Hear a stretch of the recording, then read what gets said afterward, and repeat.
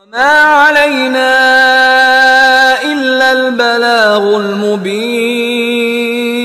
كريم يا أيها الذين آمنوا اتقوا الله حق تقاته ولا تموتن إلا وأنتم مسلمون. Mga alipin Allah, mga kapatid, brothers and sisters in Islam, pagkaraan ng ating pagpupuri, pasasalamat kay Allah subhanahu wa ta'ala at pagsasalawat sa ating mahal na propeta sallallahu alaihi wasallam, hiningin natin kay Allah subhanahu wa ta'ala dahil ngayong araw ay araw ng Jumu'ah, na alam natin na ang dua, panalangin sa araw na ito ay higit na katanggap-tanggap, tinatanggap ni Allah subhanahu wa ta'ala. Kaya ating sinasamantala, pinaparami ang pagdudua, panalangin kay Allah subhanahu wa ta'ala, at ganon din ang pagsasalawat sa ating propeta, Pangulo Nabi Muhammad sallallahu alaihi wasallam. Dinadalangin natin kay Allah subhanahu wa ta'ala na naway patatagin tayo sa relihiyong Islam. Yun ang pinakamahalaga, na huwag tayong mawala sa landas na ito. Sa ano pa mang mga pagsubok, suliranin na ating pinagdadaanan bilang mga Muslim, patatagin nawa tayo ni Allah subhanahu wa ta'ala at patawarin nawa tayo ni Allah subhanahu wa ta'ala sa lahat ng ating mga kasalanan, malalaki man o maliliit, hayagan man o hindi, dahil tayo ay sadyang mga tao, mga manusya, mga alipin ni Allah subhanahu wa ta'ala, nakakalimot, pabaya. Subalit ang pinakamainam sa mga nagkakasala, nagkukulang, ay yung bumabangon, nagbabalik loob kay Allah subhanahu wa ta'ala. Alhamdulillah. Naway ibilang tayo ni Allah subhanahu wa ta'ala sa mga ganitong mga mananampalataya na pinapakinggan ang mga wasyat at sinusundan ang mabuti. Sinusunod, tinatahak ang mga mabubuting nababanggit sa mga wasyat. Amin. Ngayon, mga kaibigan, mga kapatid, isang magandang paksa ang aking tatalakay sa inyo. Paksang nauugnay sa pamilya o pag-aasawa. Dahil ang ilan tabya, hindi niya naunawaan ang bagay na ito. Nakakagawa, hindi niya naisasagawa ng tama itong tatalakay natin, pinaglalaruan, gumagawa ng kawalang katarungan sa asawa, lalo na ang mga asawang babae, at natalakay natin dito sa mga naunang khutbah na subhanallah, ang daming nagsasuffer na babae dahil inaapi sila, tabya ng ilang mga kalalakihan, inaabuso ang kanilang kahinaan. Subhanallah, hindi nila nakukuha ang kanilang karapatan. Dahil alam nila babae mahina, ayaw ng paghihiwalay para hindi mawasak ang pamilya, para hindi lumaki ang mga anak na walang ama, inaabuso natin. Ngayon, ang tatalakay natin, ang aking tinutukoy, tatalakay natin, mga kaibigan, mga kapatid, itong tinatawag na talak. At talak wa ahkamuhu, ang divorcio, paghihiwalay ng mag-asawa, at ang mga alituntunin, panuntunan nito sa Islam. Yung divorce, paghihiwalay. Sa Islam, ano yung tamang pamamaraan? Ano yung mga maling pamamaraan? Pinahintulot ba ito o kasuklam-suklam? Ito yung tatalakay natin sa maiksing oras na ito na naway kapulutan natin ng aral. At hiraman ko ako ng inyong pandinig, insyaAllah ta'ala. Una, tandaan po ninyo. Tandaan po ninyo. Ang Islam, hinikayat tayo. Tayong mga lalaki na nag-aasawa. Ang Islam nag-aanyaya na ang kasunduang pag-aasawa ay maging panghabang buhay. Yan ang ginugusto ng Islam. Na ang kasunduang pag-aasawa, pag kayo ay kinasal, gusto ng Islam, ginugusto ni Allah subhanahu wa ta'ala na itong pagkasunduang pag-aasawa ay maging panghabang buhay, forever, mashallah. Gusto ng Islam yan. Ayaw niya ng paghiwalay. At tinuturo sa Islam, tingnan nyo, kapag ikakasal, nagbibigay ng wasyat ang imam, binibigyan tayo ng paalaalan ang pag-asawa, hindi lang pagsasaya, puro kasiyahan, puro kaginhawaan, dadaan at dadaang kayo sa mga pagsubok, mapapait na pagsubok, mapapait na suliranin upang timbangin, sukatin ang pagmamahal ng bawat isa kung gaano makatotoo ang kanilang pagmamahal sa bawat isa. Mga pagsubok. Pero minsan hindi nagiging matagumpay. Hindi pumapasa, nagtatagumpay sa mga pagsubok na ito, kaya nangyayari yung divorce, talak. So itong gusto ng Islam, inaanyayahan, gusto ng Islam na maging panghabang buhay ang samahan. Forever. Na ang maghiwalay lamang sa kanila dito sa mundo ay ang kamatayan. At sa kabilang buhay, Masya Allah, sila din ang magiging mag-asawa. Kung ganito ang naging kanilang kalagayan.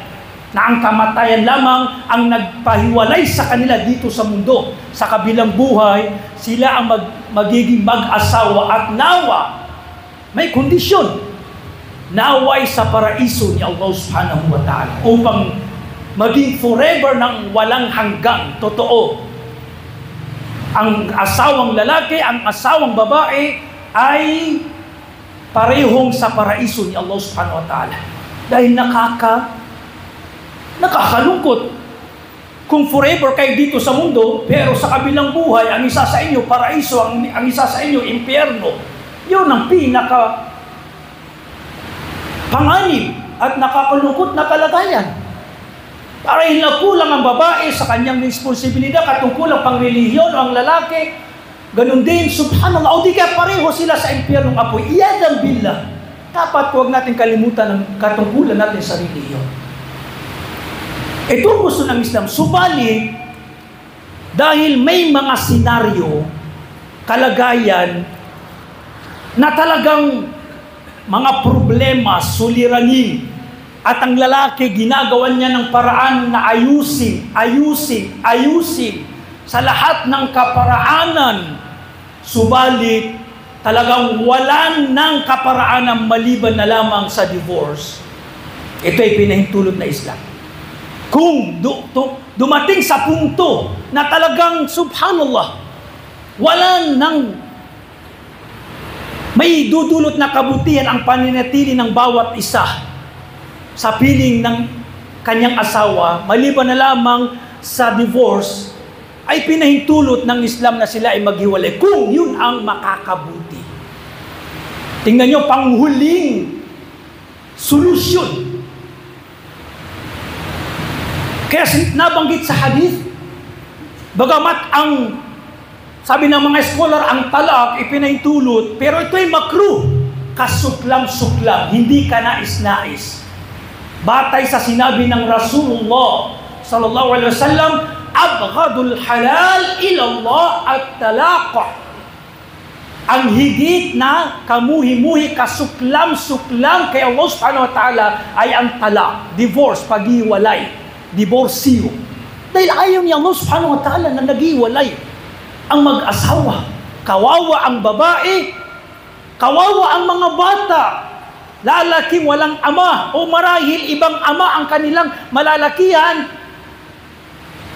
at ibang pakikitungo ang kanilang makikita sa kanilang inaama.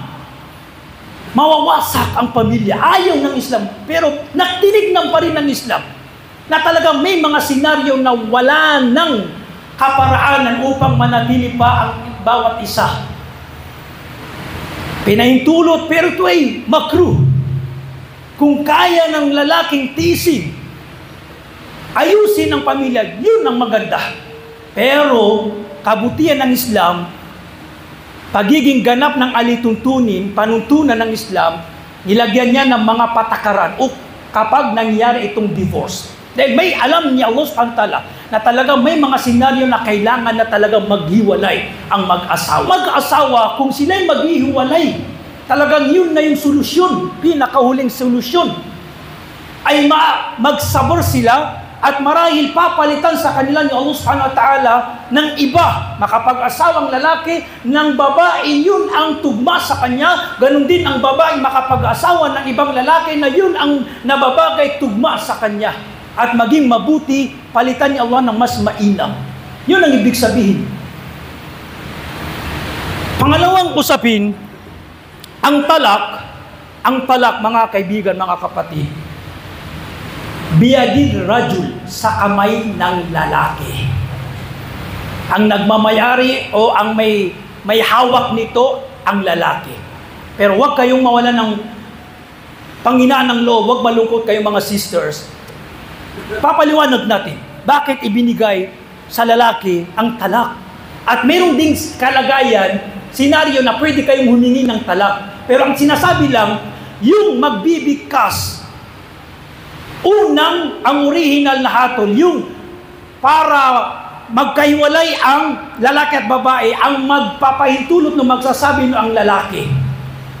Dahil siya siya ang nagkasal, siya ang nag-asawa, siya ang ginusto niya, siya ang unang nag-umaksyon doon sa akad kasunduan at siya rin ang magpapawalang bisa nito.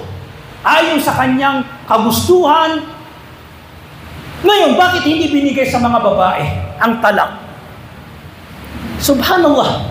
Alam natin ang mga kababaihan emosyon. Emosyon ang pinapairan. Napakaliit na bagay ay minsan mahirap espelengin. Tabya, sabi nila ang ilang babae, minsan hindi maunawaan, tinutopak o hindi mahirap espelengin. Kung ibinigay sa kanilang talak, walang subhanallah, mananatiling samahang pag-aasawa. Kunting kalungkutan o kunting sama ng loob, iniwalayan na kita. Kung ibinigay yan sa mga babae, dahil emosyon sila.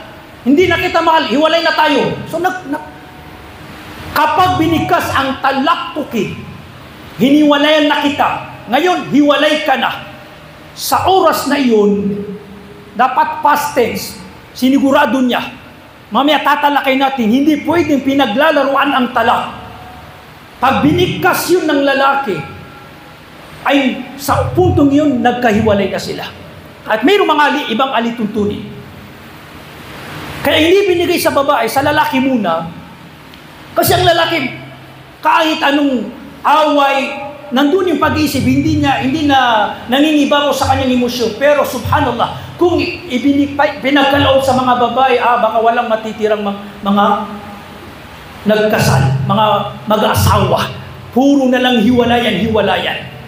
Subhanallah. Kaya sa lalaki, subalit mga sisters, hindi kayo pinagkaitan ng karapatan.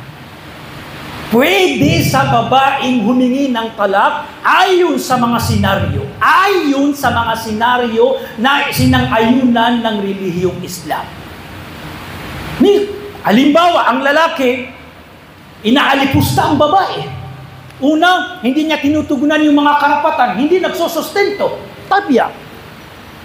Masama ang ugali, pinagsasabaran ng babae pero nananakit, sobra na ang kanyang ugali. Gumagawa ng haram, hindi nagsasala, at iba pang mga senaryong sinang-ayaw na ng Islam, valid reason na pwedeng humingi ang mga babae ng talak. Hindi sila pinagkaitan ng Islam, pero yung talak lang una ibinigay sa lalaki na sila ang magpapawalang bisa. Pero ibibigyan ng karapatan ang mga babaeng humingi ng talak sa ganitong mga senaryong nabanggit natin. Paano po, Ustad? Paano po, Sheikh?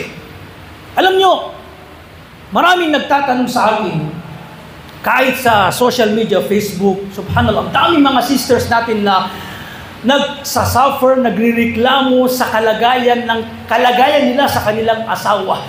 Minsan, Ustad, anong gagawin ko? Asawa ko hindi nagsosustento, asawa ko hindi nagsasala, pinagsasabihan ko ilang taon na, subhanallah, minsan gumagawa ng haram, umiinom ng alak, subhanallah, ganito, ganyan, mga malalaking kasalanan. Yung pag-uugali, pwede pang tiisin na pag-uugali, minsan nagagalit, kunti lang, pwede pang pagsabaran yun. Hindi sasabihin ng Islam na, pwede kang humingi ng talak o babae. No! Dapat magsabar ang babae. Ganon din kasi ang lalaki na minsan may ugali ang babae. Pero ang tinutukoy dito, mga malalaking kasalanan, mga paglabag na malalaki, inaalipusta, sinasaktan, hindi nagsasala, humagawa ng malalaking haram, pag-inom ng alak, o kaya nagsisina sa ibang babae, tabiya. Hindi nagsusustento, hindi natutulog sa bahay, nagsasuffer ang babae. Tingnan niyo kung hindi nagsusustento, subhanallah. Kailangan ng babae, financially at yung attention, presence. So kung hindi sa kanila pinagkaloob na humingi ng talak, kawalan ng karapatan, kawalan ng katarungan sa mga kababaihan. Ngayon, ang sinasagot ko lamang, sa ganitong kalagayan, dahil naugnay dito ang dalawa tao, asang lalaki, asang babae, ang babae, sumangguni siya kung hindi na niya kayang tiisin. Minsan, ang pinafatwa natin, sinasagot natin, sa mga ulama lamang, fatwa. Pero yung implementation ng hatol, ang magbibigay noon ay yung kinauukulan, tagapaghatol, sharia, judge sa sharia. Kung walang sharia, isang guni mo kako sa iyong magulang para makita nila kung ano yung dapat gawin. Kausapin na yung lalaki, kunin yung karapatan mo. Kausapin yung lalaki, kung hindi ka kayang mag-sustain, hiwalay mo ang aming anak. Kung hindi ka magbabago sa itong mga haram, hiwalay mo aming anak. Kung hindi na kayang tiisin. Nagbibigay tayo ng fatwa na, subhanallah, magsabar ka, sister, magdua ka lamang, nanaway gabayan ni Allah yung asawa na magtauba, magsala at iwanan yung mga haram. Pero kung hindi mo na kaya, nasa sayo yun. Hindi natin inutusan. Pero magsangguni ka sa mga kinaukulan. Kasi ang mga ganyang senaryo pinag-uusapan sa personal. Pinag-uusapan, sinusuri kung talagang totoo yung sinasabi, kiniklaim ng babae. Baka naman may iba nagsisinungaling, kaya sa personal yan. Sa ikinaukulan, sa sharia, pag-aaralan ng sharia, at kung makita nilang talagang hindi tumutupad sa responsibilidad itong lalaki, paghiwalayin sila ng judge. Ibibigay sa babae ang kanyang karapatan. Kung talak-talak, kung pwede pang baguhin, pwedeng bigyan ng judge ang lalaki ng palugit na magbago, magbigay ng sustento, o di kaya kung hindi na magbago, itatalak sila.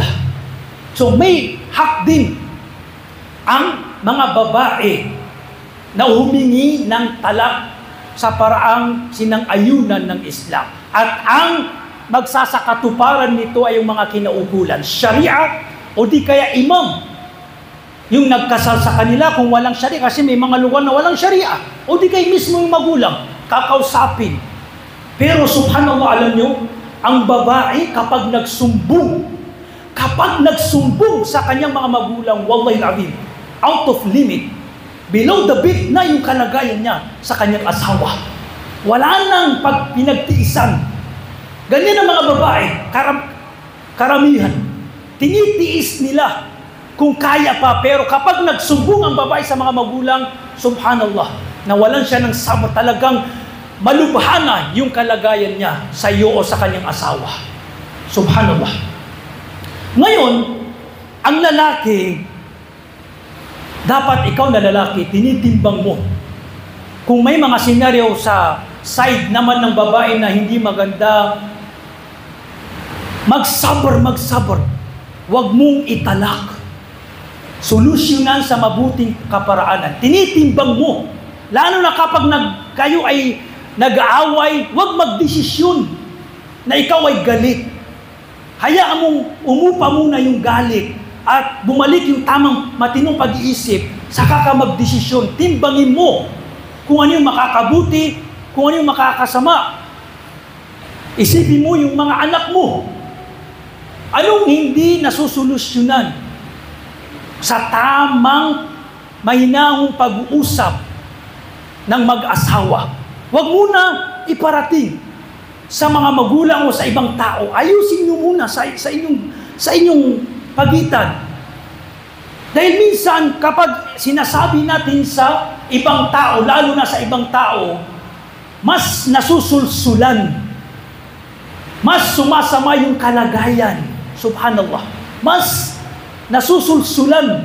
Kaya kabilang maging aware kayo. Kabilang sa malalaking kasalanan ay yung maging dahilan ka ng paghihiwalay ng mag-asawa.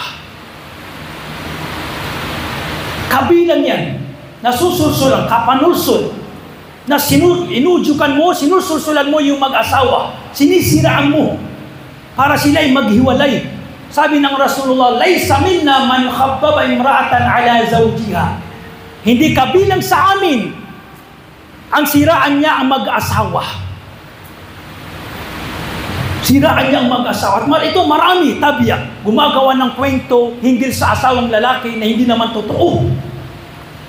Maraming paratang lamang upang magselos ang babae, magalit at mag-away sila at yun na, magkahiwalay sila. Ito yung nabanggit natin na ginugusto ni Shaitan. Na naghiwalay ang magkakapatid, lalo na ang mag-aasawa. So ang lalaki dapat marunong siya. Inaayos muna sa kanilang dalawa. Kung ikaw, kaibigan, nag-open sa iyong kapatid mo, ipayo mo ang mabuti. Ipayo mo ang mabuti. Ganun din ang magulang. Huwag ka agad maratabat, galit ang mangibabaw. Isipin mo na ang samahan ang mga anak. Pero kung senaryo na talaga, marami ng pag-aayos, pag-uusap, at wala na talagang pagkakasundo, dito na pinahintulot. Pwede nang italak ng lalaki ang kanyang asawa. Ang talak, 2 beses lamang. Tandaan nyo, 2 beses lamang. 2 beses lamang. Ang format ng talak, kapag sinabing talakto ka o talaktuki, hiniwalayan na kita. Kapag sinabi ng lalaki to, sa puntong mismo yan, hiwalay kayo, nagkahiwalay kayo sa unang paghiwalay. At pag nabigkas niya yung talak, merong 3 months na idda, paghihintay. No? May idda, tinatawag na idda, panahon ng paghihintay, na pwede pang, tingnan nyo ang kagandahan ng Islam. Pag tinalak ng lalaki, yung kanyang asawa, bibigyan sila ng 3 buwan na pagsasama. O kaya dapat manatili yung babae sa poder ng lalaki sa kanyang bahay upang sila'y makapag-isip. Kapag tinabihan niya o di kaya sasabihan niyang babalikan na kita, okay, pwede na silang magbalikan. Pangalawa, kapag binikas niya ulit, talaktuki, hiniwalay na kita ngayon, hiwalay ka na. Ganun din, pangalawa, may 3 months na naman. At talaku marratain, ang talak ay 2 beses lamang. Kapag umabot sa 3, ito na, subhanallah, malubha. Hindi na kayo pwedeng magbalikan. Pwera lamang kung mapangasawa yung babae ng ganap na pag-aasawa, pagkaraan hiniwalayan siya ng lalaking yun, sa puntong yun ay pwede mo na siyang balikan. Subhanallah, masakit, mahirap. Kaya huwag natin paglaruan ng talak sa lalaki.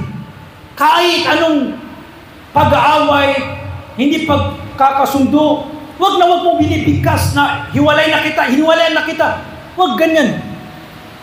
Kasi kapag galit tayo, nabibigkas natin, magsisisi ka. Pagsisisihan mo rin yung mga sinasabi mo.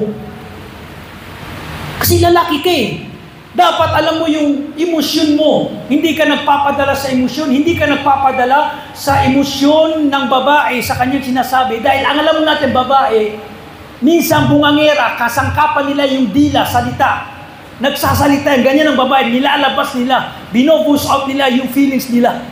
Kaya minsan masasakit sila magsalita. Kapag sinatyan mo at nagalit ka, masisira yung pamilya. Lalo na kung talak-talak, tinalak kita 3 beses. Subhanallah.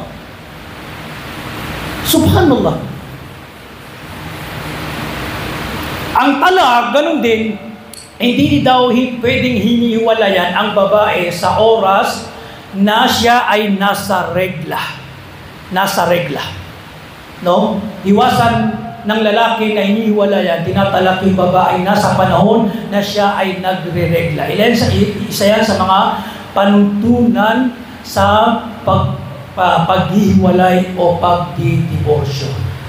Naway na unawaan natin na kapagbigay tayo ng aral patungkol sa paksa na ating tinalakay. Barakallahu li wa lakum fil Qur'anil Karim wa nafa'ani bima fihi min al-ayati wal dhikril hakim. Aqulu ma tasma'un wa astaghfirullah li wa lakum wa lisa'iril muslimin min kulli dhanbin fastaghfiruhu innahu huwal ghafurur rahim. Bismillah, alhamdulillah, wassalatu wassalamu ala rasulillah wa ala alihi wa ashabihi ajma'in. Amma ba'd. Sinabi ng Rasulullah sallallahu alaihi wasallam sa isang hadith, hinggil sa natalakay natin na talak, divorce, pagdidiborsyo, paghiwalay ng mag-asawa. Sabi ng Rasulullah, thalathun jidduhunna jid wa hazluhunna jid wa minha at-talak. 3 bagay, sabi ng Rasulullah, na kung sineryoso ay seryoso at kung ginawang biro ay seryoso pa rin. Nabanggit na rito sa 3 ang talak, paghiwalay, pagdidiborsyo. Anong ibig sabihin dito? Nagtuturo sa atin, gaya ng ating nabanggit, na huwag natin paglaruan ang talak o divorce. Huwag natin sinasambit na kahit joke-joke, pagbibiruan dahil kahit sa paraang pagbibiro ay counted pa rin yung talak. Ito ibig sabihin ng hadith. Na 3 bagay kapag binigkas ng seryoso o pagbibiro ay counted pa rin. Valid pa rin. Kabilang dito yung talak, paghihiwalay. Kapag sinabi mo, ibig sabihin, halimbawa nito, kapag sinabi mo sa iyong asawa, kahit sa paraang joke, just fun, o aking asawa, honey, darling, tayan, hiwalay ka na. Sawa na ako sa iyo, nagbibiro ka, counted yun na talak. Ganito kapanganin, itong talak. Marahil, o di kaya ang karamihan, hindi alam ito. Ito batas niya Allah subhanahu wa ta'ala. Huwag natin paglaruan ng talak. Dahil sinabi ng Rasulullah, kapag binikas mo, talak tuki, hiwalay ka na. Seryoso man o biro, ay valid pa rin, counted pa rin, counted na paghihiwalay yun. Isang talak na, pangyayaring isang talak. Subhanallah. So, huwag natin paglaruan. Gaya ng ating nabanggit na nasabi na ihayag na ang pagsasama ng mag-asawa hanggat maaari ito ay panghabang buhay. Titiisin lahat ng mga suliranin pagsubok. Bawat isa, lalaki, babae, gagampanan ang responsibilidad, ang katungkulan, ang hukuk, mga karapatan. At natalakay natin dito ng ilang beses ang mga hukuk ng mag-asawa, mga karapatan. At nabanggit natin na isa sa suliranin, isa sa problema na pinagdadaanan ng mga mag-asawa, hindi pagkakaunawaan. Kung titignan natin, ang dulot nito, sanhin nito, ay ang hindi pagganap, pagtupad sa karapatan ng bawat isa. Maaring ang lalaki o di kaya ang babae ang nagkukulang o di kaya silang mismo. Marahil walang sabar ang lalaki, walang sabar o kaya ang babae. Marahil ang lalaki hindi niya tinutupad ang karapatan ng kanyang asawang babae o di kaya ang babae din naman. Dapat, kaya nangyayari yung divorce, talak. Malimit na nangyayari ang saninito ang kawalan ng pagtupad sa mga karapatan. Ang problema, hindi natin alam pinag-aralan ang mga hukom, mga karapatan sa atin ng ating mga asawa, sa ating mga lalaki, o di kaya sa mga kababaihan din. Pag-aralan natin ang Islam, agampanan natin sa abot ng ating makakaya at huwag natin hayaan na mangyari ang talak, ang diborsyo upang hindi mawasak ang ating pamilya. Dalangin natin kay Allah subhanahu wa ta'ala na naway bigyan tayo ng matiwasay, mabiyaya, matagumpay na pamilya. Amin ya Rabbana. Ibadallah, inna Allah amarakum bi amrin qad bada fi nafsi faqala azza min